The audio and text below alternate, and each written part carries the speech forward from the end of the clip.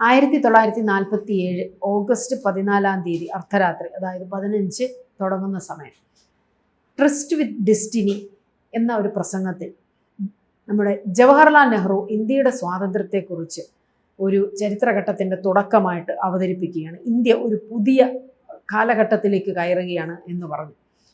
കാര്യം നെഹ്റുവിൻ്റെ അന്നത്തെ, ശരിക്കും നെഹ്റു ഇന്ത്യയുടെ പ്രധാനമന്ത്രിയാകുകയാണ്. സ്വാതന്ത്ര്യം കിട്ടിയതിന് ശേഷം നെഹ്റുവാണ് ഇന്ത്യയുടെ ആദ്യത്തെ പ്രധാനമന്ത്രിയാവുന്നത്. പക്ഷേ അന്ന് ജവഹർലാൽ നെഹ്റു പറഞ്ഞൊരു വാചകമുണ്ട്, ഇന്ത്യ അന്നത്തെ കാലത്ത് ഇന്ത്യക്ക് എന്ന് പറഞ്ഞാൽ ഒരുപാട് പ്രശ്നങ്ങളായിരുന്നു.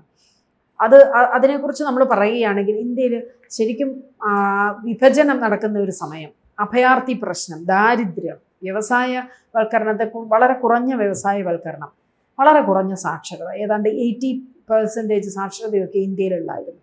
അങ്ങനെയുള്ള ഇന്ത്യ മുന്നിൽ, ജവഹർലാൽ നെഹ്റുവിൻ്റെ മുന്നിൽ ഈ ഇന്ത്യയെ ഒന്ന് പടുത്തുയർത്തണമെങ്കിൽ ഒരു വലിയ ഒരു ടാസ്ക് തന്നെയായിരുന്നു അദ്ദേഹത്തെ സംബന്ധിച്ചത്.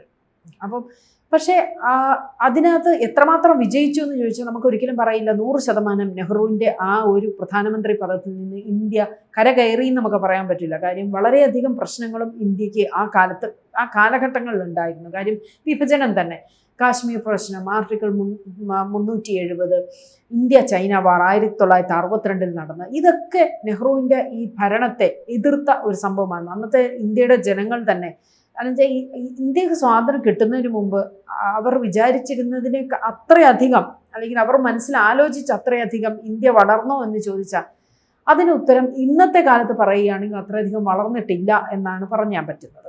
പക്ഷേ അത് കഴിഞ്ഞിട്ട് അന്ന് ഈ ജവഹർലാൽ നെഹ്റു ഏറ്റവും മുൻകൈ എടുത്തത്, കാര്യം അന്ന് നമ്മുടെ രാജ്യം എങ്ങനെ മുന്നോട്ട് പോകണം നമുക്കറിയാത്തൊരു കണ്ടീഷനായിരുന്നു. കാര്യം ഒരുപാട് അഭയാർത്ഥികൾ ഇന്ത്യയിലുണ്ടായിരുന്നു, പട്ടിണി ഉണ്ടായിരുന്നു, ഇന്ത്യയിൽ സാക്ഷരത കുറവായിരുന്നു, വ്യവസായങ്ങളൊന്നും ഇല്ലായിരുന്നു. അങ്ങനെ വല്ലാത്തൊരു കണ്ടീഷനിലാണ് ഇന്ത്യ. കാര്യം ഇന്ത്യക്ക് അത്രയും നാളും ബ്രിട്ടീഷ് ഗവൺമെൻറ്റിൻ്റെ കീഴിൽ ബ്രിട്ടീഷുകാർ ഇന്ത്യയെ ഭരിച്ച് ഒരു നാനാവിധമാക്കി ആ സമയത്തായിരുന്നു നമുക്ക് സ്വാതന്ത്ര്യം, നമ്മൾ ഒരുപാട് ഫ്രീഡം ഫൈറ്റേഴ്സിൻ്റെ പ്രയത്നഫലമായിട്ട് നമുക്ക് സ്വാതന്ത്ര്യം കിട്ടുന്നത്.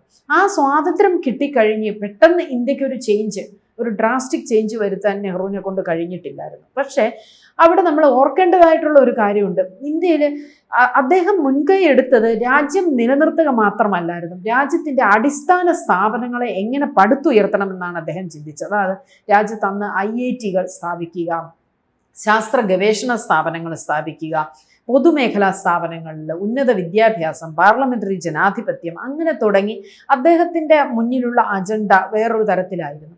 അപ്പം ഇന്ന് നമ്മളത് ആലോചിച്ച് കഴിയുമ്പം ഇന്ന് മോഡിയാണ് നമ്മുടെ ഇന്ത്യ ഭരിക്കുന്നത്. പക്ഷേ ആ ഒരു സിസ്റ്റമാറ്റിക് ആയിട്ടുള്ള ചേഞ്ച്, ആ ഒരു ഡെവലപ്മെൻറ്റ് ഇന്ത്യയിൽ ഇന്നാണ് നമുക്കത് കാണാൻ പറ്റുന്നത്. പക്ഷേ അതിൻ്റെ ഒരു തുടക്കം, അല്ലെങ്കിൽ ഒരു അടിത്തറ എന്ന് പറയുന്നത് നെഹ്റുവിൽ നിന്ന് തന്നെ ആയിരുന്നു. അത് നമുക്കൊന്നും ഒട്ടും നിഷേധിക്കാൻ പറ്റില്ല. കാര്യം അന്ന് ഇന്ത്യയുടെ ശാസ്ത്ര ISROയുടെ തുടക്കം എന്ന് പറഞ്ഞാൽ നെഹ്റുവിൻ്റെ ആ കാലഘട്ടത്തിൽ ഇൻകോസ്പാർ എന്നായിരുന്നു പറഞ്ഞിരുന്നത്. അതായത് Indian national committee for space research എന്നായിരുന്നു അതിൻ്റെ പേര്. അത് 1962 വിക്രം സാരാഭായ് ISRO സ്ഥാപിക്കുന്നത്. പിന്നീടാണ് നമ്മൾ പുതിയ പരീക്ഷണങ്ങൾ തുടങ്ങുന്നത്, ശാസ്ത്ര ഗവേഷണ സ്ഥാപനങ്ങൾ വീണ്ടും വരുന്നു. പക്ഷേ നെഹ്റുവിൻ്റെ ഭരണത്തിൽ നമുക്ക് കാണാൻ പറ്റുന്ന ഏറ്റവും വലിയ ഡിഫക്റ്റ് എന്താണെന്ന് വെച്ചാൽ മുഴുവൻ പബ്ലിക് സെക്ടേഴ്സായിരുന്നു കൂടുതൽ. പക്ഷെ മോഡിയുടെ ഭരണം വന്നപ്പോഴത്തേക്ക് കുറേ കൂടി സ്ഥാപനങ്ങളെ പ്രൈവറ്റൈസ് ചെയ്യാൻ തുടങ്ങി. അതോടുകൂടി തന്നെയാണ് ഇന്ത്യയുടെ വികസനം ഒരു തരത്തിൽ പറഞ്ഞു കഴിഞ്ഞാൽ ഏറ്റവും അതിൻ്റെ പീക്കായിട്ട് വന്നതെന്ന് നമുക്ക് പറയാൻ പറ്റും. കാര്യം പ്രൈവറ്റൈസേഷന് ഒരുപാട് സ്വകാര്യ നിക്ഷേപങ്ങൾ വരുന്നു, അങ്ങനെ പലതും പ്രൈവറ്റൈസ് ചെയ്യുന്നു. അതോടുകൂടി തന്നെ ഇന്ത്യയെ വികസിപ്പിക്കാൻ തുടങ്ങുന്നു. അന്ന് ഈ പ്രതിരോധ മേഖലയൊക്കെ വളരെ താഴ്ന്നു നിൽക്കുന്ന സമയമായിരുന്നു നെഹ്റുവിൻ്റെ കാലഘട്ടത്തിൽ. പക്ഷേ ഇതിനകത്ത് പിന്നീട് നെഹ്റുവിൻ്റെ കാലം കഴിഞ്ഞു.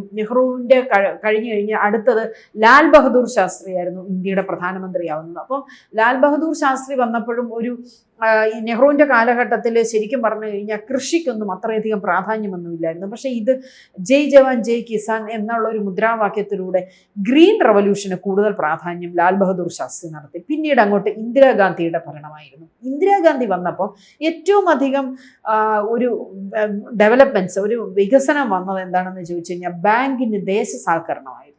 അത് നമുക്ക് നമ്മൾ ആലോചിച്ച് നോക്കുമ്പോൾ തന്നെ നമുക്ക് പറയാൻ പറ്റും. നമുക്ക് ഈ ബാങ്കിനെ ദേശസാൽക്കരിക്കുക എന്നുള്ളൊരു തത്വമായിരുന്നു, എന്നൊരുള്ള ഒരു നയമായിരുന്നു അവരുടേത്. കൂടാതെ 1971 പൊക്രാൻ ആ ന്യൂക്ലിയർ ടെസ്റ്റ് നടത്തുകയും പൊക്രാനിൽ അണുവിസ്ഫോടനം അങ്ങനത്തെ ഉള്ള കാര്യങ്ങളായിരുന്നു ഇന്ദിരാഗാന്ധി മുൻകൈ എടുത്തിരുന്നത്. പിന്നീട് വളരെ ചെറിയ കാലഘട്ടത്തിലാണ് മൊറാർജി ദേശായിയും ചരൺ സിംഗും ഒക്കെ വന്നത്.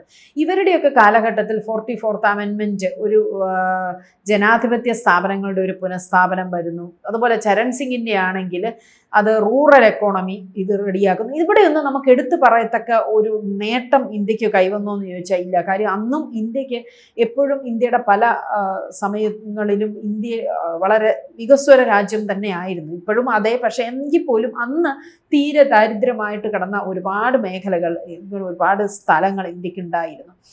അന്ന് നമുക്ക് ഓർക്കാം, അന്ന് നമ്മൾ ആയുധങ്ങൾ, പ്രതിരോധ മേഖലയെക്കുറിച്ച് പറയുകയാണെങ്കിൽ ആയുധങ്ങൾ ഒരു 70% ആയുധങ്ങൾ നമ്മൾ ഇറക്കുമതി ചെയ്യുകയായിരുന്നു.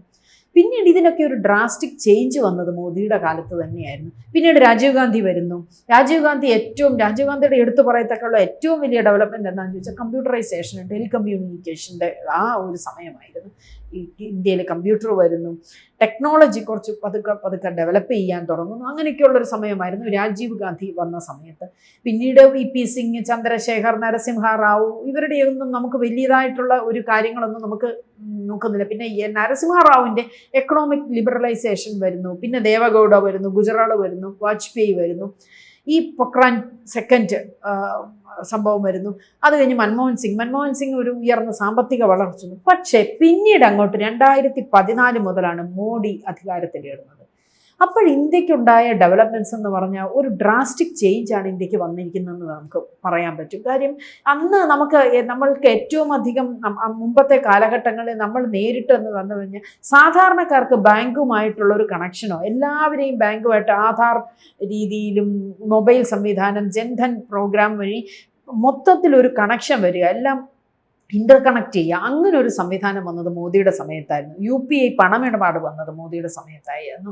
പിന്നെ അതുപോലെ ഡയറക്റ്റ് ബെനിഫിറ്റ് ട്രാൻസ്ഫർ എന്ന് പറയുന്ന ഒരു സംവിധാനം, അതായത് സർക്കാരിന് എന്തെങ്കിലും ഒരു ബെനിഫിറ്റ് ഉണ്ടെങ്കിൽ അത് ബെനിഫിഷ്യറിക്ക് തന്നെ നേരിട്ട് പ്രയോജനം ചെയ്യുന്ന തരത്തിലുള്ള ഒരു മാറ്റം, അത് മോഡിയുടെ കാലത്താണ് ഏറ്റവും അധികം. പിന്നെ ഇൻഫ്രാസ്ട്രക്ചർ, ഭാരതത്തിൻ്റെ ഒരു ഇൻഫ്രാസ്ട്രക്ചറിനകത്ത് മൊത്തത്തിലൊരു മാറ്റം വന്നു. പ്രതിരോധ മേഖലയിൽ ഒരു ഉണർവ് വന്നു. അസ്ത്ര, ബ്രഹ്മോസ് പോലത്തെ മിസൈലുകൾ ഇന്ത്യ തന്നെ, മേക്ക് ഇൻ ഇന്ത്യ എന്ന് പറയുന്ന ഒരു പ്രോഗ്രാമിലൂടെ അല്ലെങ്കിൽ ആ ഒരു പ്രോജക്റ്റിലൂടെ ഇന്ത്യയിൽ ആവശ്യമുള്ള ആയുധങ്ങൾ ഉണ്ടാക്കാൻ തുടങ്ങി. അതുകൂടാതെ തന്നെ കയറ്റുമതി ചെയ്യാൻ തുടങ്ങി. ലോകരാജ്യങ്ങളുമായിട്ടുള്ള ഒരു വലിയ ഒരു ബന്ധം സ്ഥാപിച്ചെടുക്കാൻ മോദിയെ പോലെ ഒരു വലിയൊരു ഭരണാധികാരിക്ക് കഴിയുകയും ചെയ്തിരുന്നു. ഇതിനകത്തൊക്കെ നമുക്ക് വ്യത്യസ്തം. അപ്പം ഇന്ത്യയുടെ ടെക്നോളജി ശരിക്കും പറഞ്ഞു കഴിഞ്ഞാൽ ഏറ്റവും അധികം ചേഞ്ച് വന്നത് മോഡിയുടെ കാലത്ത് തന്നെയായിരുന്നു. കാരണം അതുകൊണ്ടാണ് ഇന്ത്യക്ക് ലോകരാജ്യങ്ങളിൽ തന്നെ ഏറ്റവും ഒരു മുൻപന്തിയിൽ നിൽക്കാൻ പറ്റുന്നതും. ഒരു ആദ്യത്തെ ലോകരാജ്യങ്ങളിൽ ഒരു 10 രാജ്യങ്ങളുടെ പേര് പറഞ്ഞാൽ അതിനകത്ത് തന്നെ ഏറ്റവും മുകളിൽ തന്നെ ഇന്ത്യയുടെ സ്ഥാനം ഉറപ്പിക്കാൻ കഴിഞ്ഞതും മോദിയുടെ ഭരണകാലത്ത് തന്നെയായിരുന്നു. അതേപോലെ തന്നെ ഇന്ത്യയിൽ ഒരുപാട് സ്ഥാപനങ്ങൾ വരുന്നു, യൂണിവേഴ്സിറ്റീസ് വരുന്നു, ഗവേഷണ സ്ഥാപനങ്ങൾ വരുന്നു, പല കാര്യങ്ങൾ, അതുപോലെ സ്റ്റാർട്ടപ്പുകൾ വരുന്നു. ഇതൊക്കെ മോഡിയുടെ കാലത്ത് വന്നു. പക്ഷേ മോദിയുടെ ഒരു ഭരണവും നെഹ്റുവിൻ്റെ ഒരു ഭരണവും നമ്മളൊന്ന് കമ്പയർ ചെയ്ത് നോക്കുമ്പോൾ എപ്പോഴും നെഹ്റുവിന് പതുക്കെ ഇന്ത്യയെ ഡെവലപ്പ് ചെയ്ത് കൊണ്ടുവരിക എന്നുള്ളതല്ലാതെ പെട്ടെന്ന് ഇന്ത്യയുടെ എല്ലാ ഏരിയയിലും എല്ലാ മേഖലകളിലും ആ ഡെവലപ്മെൻറ്റ്സ് നമുക്ക് കാണാനില്ലായിരുന്നു. പക്ഷേ മോദിയുടെ ഭരണകാലത്ത് അങ്ങനെയല്ല നമുക്ക് വന്നത്. മോദിയുടെ ഭരണകാലത്ത് എവിടെ നോക്കിയാലും, പ്രതിരോധ മേഖല നോക്കിയാലും, കൃഷിക്കാരുടെ ഏരിയ നോക്കിയാലും, അതേപോലെ സ്റ്റാർട്ടപ്പുകൾ നോക്കിയാലും, ഗവേഷണ സ്ഥാപനങ്ങൾ നോക്കിയാലും, വിദ്യാർത്ഥികൾക്കും യുവാക്കൾക്കും എല്ലാവർക്കും ഒരേപോലെയുള്ള ഡെവലപ്മെൻറ്റ്സ്, ഒരേ രീതിയിൽ ഇന്ത്യക്ക് ഡെവലപ്മെൻറ്റ്സ് ഉണ്ട്. അതേപോലെ ലോകരാജ്യങ്ങളുമായിട്ടുള്ളൊരു ബന്ധം, ഇന്ത്യ പാകിസ്ഥാൻ യുദ്ധങ്ങൾ വരുമ്പോഴത്തേക്ക് ഇന്ത്യക്ക് അവിടെ മികച്ചു നിൽക്കാൻ പറ്റുന്നു. പല രാജ്യങ്ങളുമായിട്ടുള്ള യുദ്ധങ്ങൾ, അതേപോലെ ക്രൂഡ് ഓയിലിൻ്റെ കാര്യത്തിൽ, എഥനോൾ, അങ്ങനെയുള്ള എല്ലാ തരത്തിലും ടെക്നോളജി ഡെവലപ്മെൻറ്റ്സ് വരുന്നു. വളരെ ടാലൻറ്റഡ് ആയിട്ടുള്ള, പൊട്ടൻഷ്യൽ ആയിട്ടുള്ള എൻജിനീയേഴ്സ് ഇന്ത്യയിൽ വരുന്നു.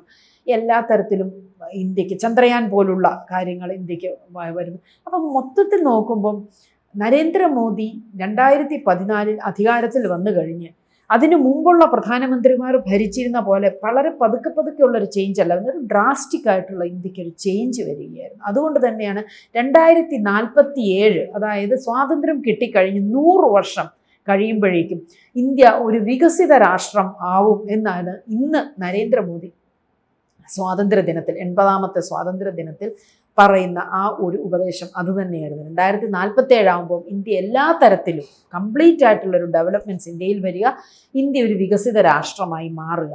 അതാണ് ഇന്ത്യയുടെ ഒരു സ്വപ്നം. ഇന്ത്യയെക്കുറിച്ച് മോഡി എപ്പോഴും പറയുന്നൊരിതാണ്, രാഷ്ട്രീയമല്ല രാഷ്ട്രമാണ് മുഖ്യം.